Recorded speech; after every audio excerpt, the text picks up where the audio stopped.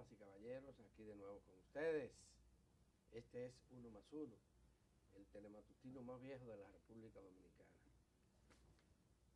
Vamos a entrar ya al último tramo de esta semana, con el mismo tema con el que comenzamos, el conflicto entre el Ministerio de Educación y la Asociación Dominicana de Profesores por el tema del reinicio de la docencia presencial en las escuelas públicas.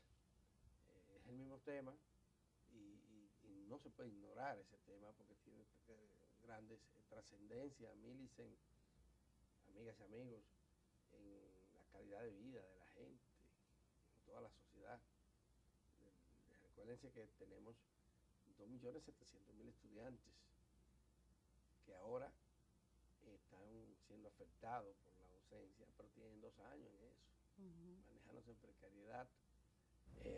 La Asociación Dominicana de Profesores mantiene su llamado a que los maestros y las maestras no asistan a clase para proteger su salud, según dicen, mientras el Ministerio de Educación está llamando a lo contrario, está clamando para que los padres y las madres vayan a las escuelas. Ayer hubo un comunicado de Asociación de Padres, de la Confederación de Asociaciones de Padres y Madres de las Escuelas, en el que le decía a la ADP que no use su nombre, porque ellos no favorecen ese paro, ese llamado.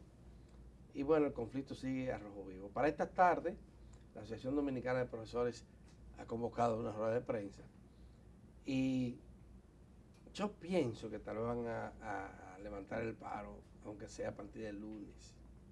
Ellos lo habían anunciado hasta el 31 de enero, pero pienso que deben de levantarlo y probablemente lo hagan, porque no pueden hacerse de los sordos frente al clamor generalizado de la sociedad para que ellos desistan de esa actitud, aún sabiendo, como lo sabemos todas y todos, de que el peligro existe de contagio de verdad, pero es un peligro mínimo, según dice, en comparación con las grandes pérdidas que se están teniendo en el sector educativo mientras las escuelas están paralizadas. Sobre todo, Adalberto, aprovecho también para darle buenos días a ustedes que nos sintonizan, porque la pandemia, siempre hemos dicho que encontró al sistema de salud dominicano con muchísimas precariedades y que lo desnudó.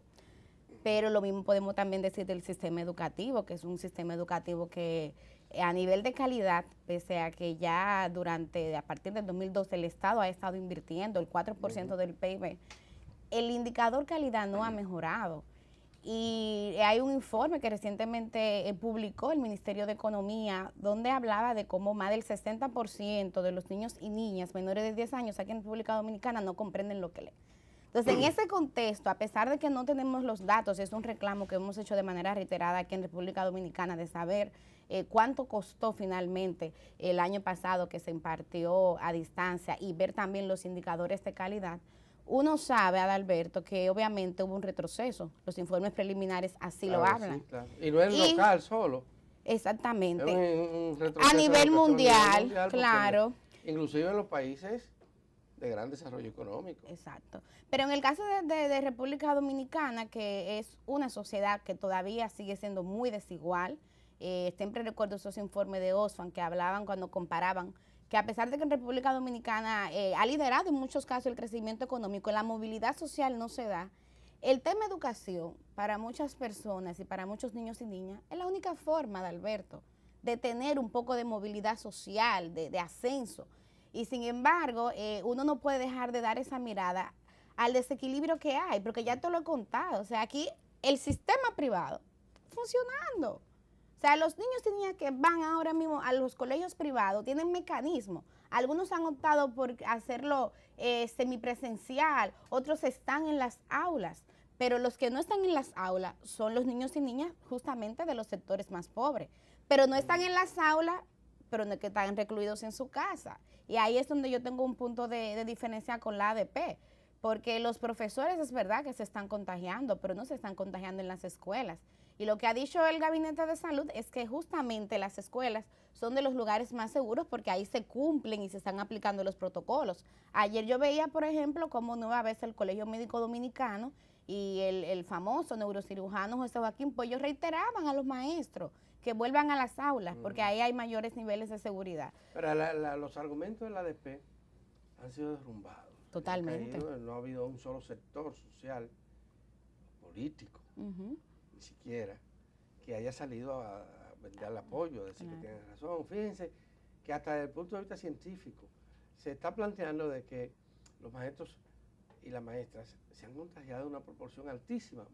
Entonces esa proporción se ha demostrado que triplica lo que ha pasado en el sector salud, con los médicos y el personal médico que está, donde están bregando con la gente con COVID. Que están en primera línea. En primera línea ahí. Y sin embargo se han infectado menos que los maestros que están en su casa. Óyeme, todos los argumentos se los han tirado por el suelo y distintos sectores, inclusive sectores muy afines al Partido de la Liberación Dominicana, se han expresado públicamente en contra de esa actitud. Están acorralados. Yo pienso que esta tarde tendrán que buscar algún bajadero para flexibilizar ese llamado. Por supuesto que nadie tampoco respalda la actitud del ministro de Educación, que fue incapaz de, antes de que se produjera esta situación, conversar con los maestros, darles esa satisfacción que ellos querían y merecen. Los maestros, el gremio de los maestros, porque el gremio de los maestros no es cualquier cosa. Es el gremio más poderoso que existe en la República Dominicana. Por supuesto, es un gremio que opera en centros públicos estatales y que por tanto tiene como patrón al pueblo dominicano, porque somos nosotros los accionistas de ese instrumento que se llama Estado dominicano.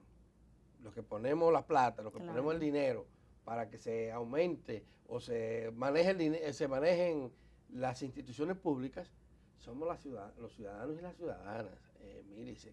Y eso hay que insistirlo porque el pueblo dominicano no tiene plena conciencia de eso.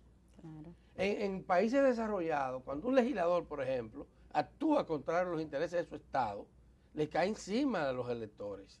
Le mandan cartas, los visitan, hacen de todo. Aquí no tenemos esa tradición, pero vamos a tener que empoderarnos y saber, el dinero del nuestro no se puede manejar antojadizamente, ni para crear privilegios específicos, independientemente de la presión que se haga. Porque muchas veces estas presiones cuentan con el respaldo de sectores sociales, sobre todo algunos que apoyan todo lo que es protesta contra el y contra el Estado. Los protestan. Y no, hay que revisar todo esto y creo que estamos en ese proceso. Y vinculado a este tema de la educación, Mílice, el tema del COVID. El tema del COVID, que sigue su agitado curso. Sí, en eso hay que darle razón a la ADP, de que ciertamente, el panorama sanitario está bastante complicado. Ayer, por ejemplo, que era miércoles, y como cada miércoles Salud Pública ofrece una rueda de prensa presencial, hablaba de que tuvimos un nuevo récord a nivel de contagios nuevos, 7.439 casos. Un día. Los casos activos, Adalberto, y ustedes, amables televidentes, ya van por 40.000.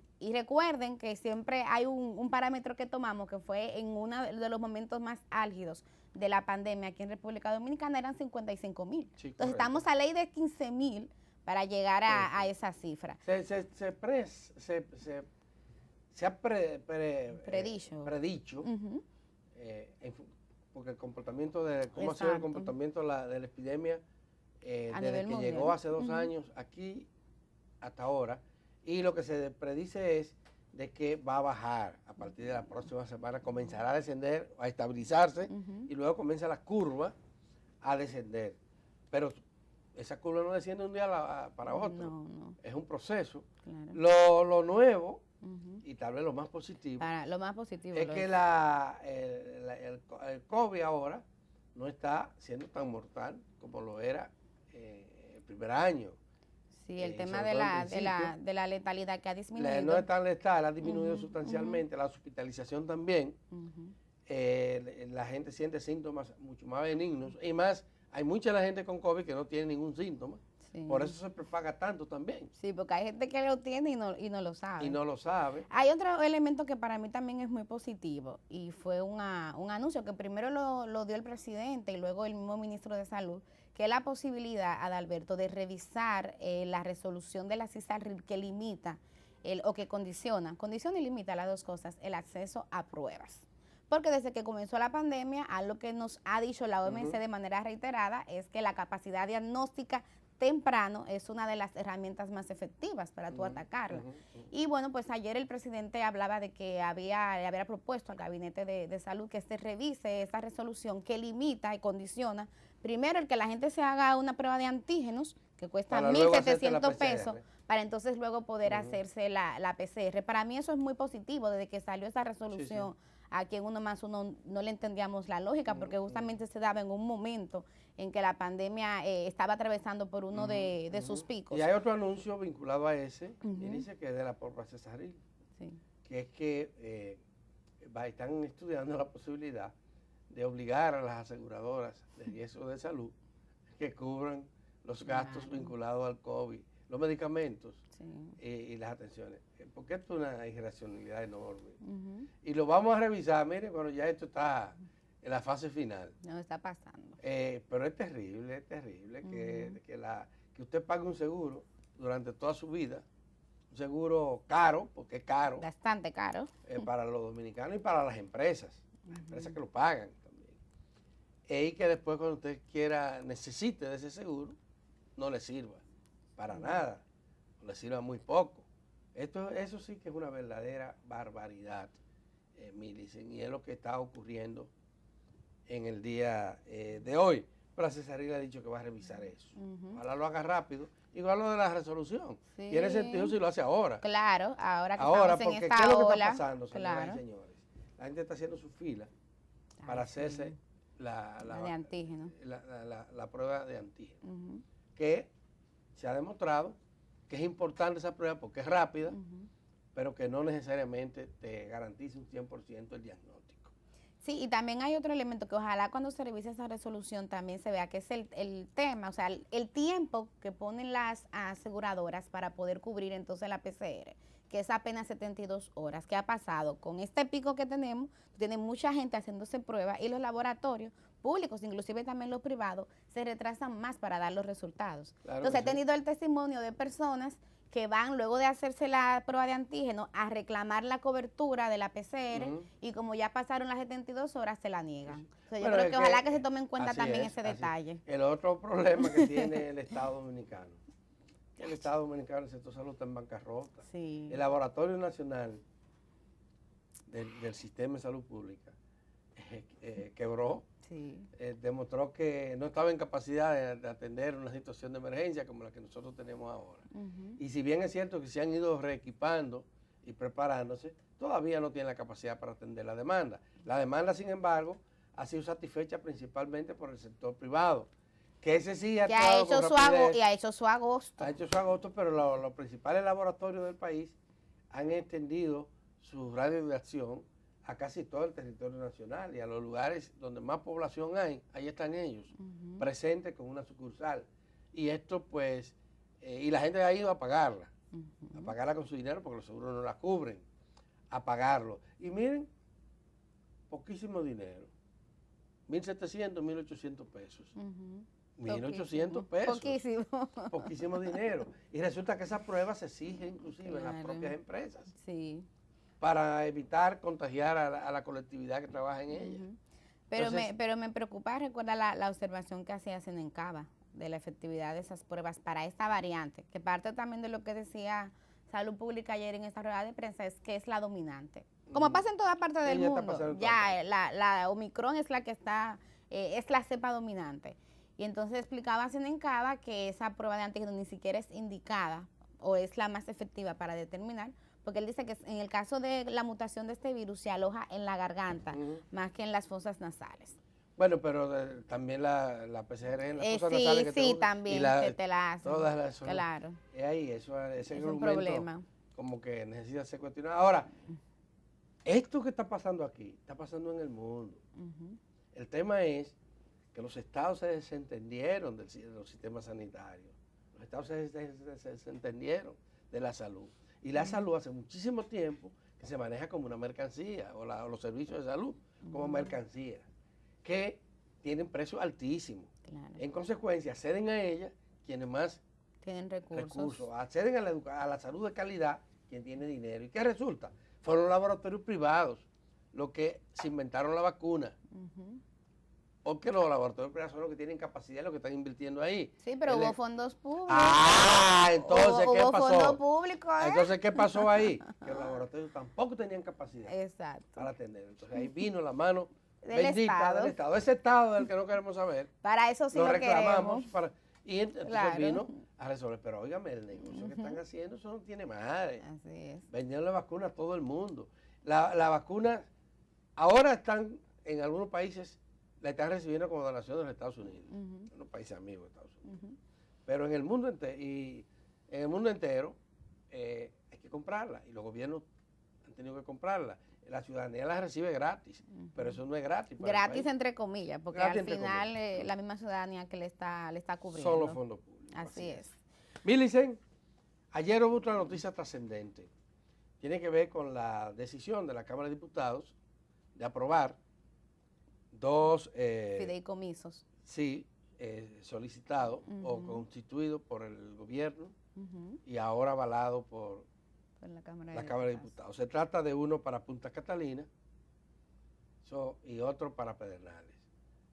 Estamos hablando de privatizar lo público, porque en definitiva, y además se está reconociendo, se dice que en la... Que en la gerencia pública no hay calidad, no hay transparencia. No, y lo otro es que es para evitar la politización. Exacto. Pero la dime tú, corrupción. explícame tú. Eso es otra política. Claro, No es por evitar la politización, esa es una política. claro. El Una ceder, política de privatización, de ceder sí, lo público. ahora sí es un reconocimiento en gran medida de que los partidos definitivamente se rindieron. Sí. Ya eso de un Estado... Y se pusieron de acuerdo, porque tú no viste que te puse un tuit por WhatsApp de un diputado progresista que apoyando y valorando esta política. A mí me llamó la atención eso. Sí, eso es lo que está ocurriendo. La verdad que es difícil, es muy difícil. Yo de Punta Catalina, lo voy a decir aquí porque tengo toda la vida diciéndolo, lo dije desde el principio, yo siempre estuve de acuerdo que el Estado construyera esas plantas. El problema es la corrupción. Sí, exacto. De cómo se manejó, de cómo se manejaron esto y la poca transparencia que ahí hubo. Ahí no hubo transparencia para nada. Hubo politización, hubo problemas serios de manejo de los recursos públicos. Ese es un problema. Que empaña todo. Exacto. Pero la necesidad de que el Estado tenga un rol más protagónico para garantizar un servicio tan vital como el servicio energético, a mí me pareció una política correcta. Claro. Ahora eso va para el suelo y ya vimos que nos pasaron de contrabando el aumento de la tarifa eléctrica. Así es. Porque es verdad que el petróleo está caro ahora. Pero Está carísimo. Pero cuando estaba barato no bajó la tarifa eléctrica. O sea, no bajó. No bajó la tarifa. Entonces, ¿cuál es la calidad moral que tiene Claro. para ahora decir que los problemas es porque la tarifa es barata? Claro. Es No, así. hombre, no. Bueno, Adalberto, ya tenemos a nuestra invitada, así que si quieres hacemos la pausa, ¿te parece? Como usted diga, sí. Bueno, vamos a hacer la pausa. Cuando regresemos, vamos a conversar entonces con la magistrada Isis Muñiz. Ella es vocera de los jueces del Distrito Nacional y además es presidenta de la Segunda Corte de Apelación del Distrito Nacional. Hoy hay información acerca de varios casos que se reactivan en los tribunales. De ese y otro tema hablaremos con la magistrada luego de esta pausa.